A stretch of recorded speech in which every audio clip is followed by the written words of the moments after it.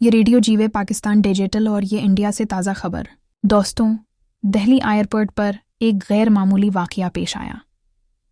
کابل سے دہلی آنے والی کیم ایئر کی پرواز نمبر RQ4401 میں ایک 13 سالہ افغان لڑکا طیارے کے لینڈنگ گیئر میں چھپ کر پہنچ گیا۔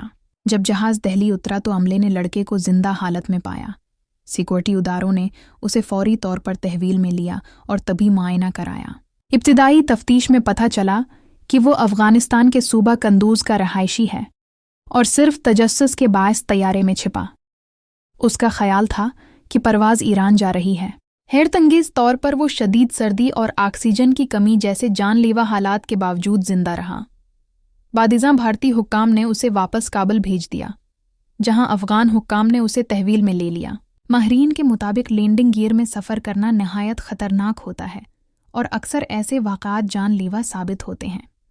یہ کمسن لڑکا خوش قسمت رہا کہ زندہ سلامت بچ نکلا۔ یہ تھی تازہ خبر ریڈیو جیوے پاکستان ڈیجیٹل کے ساتھ۔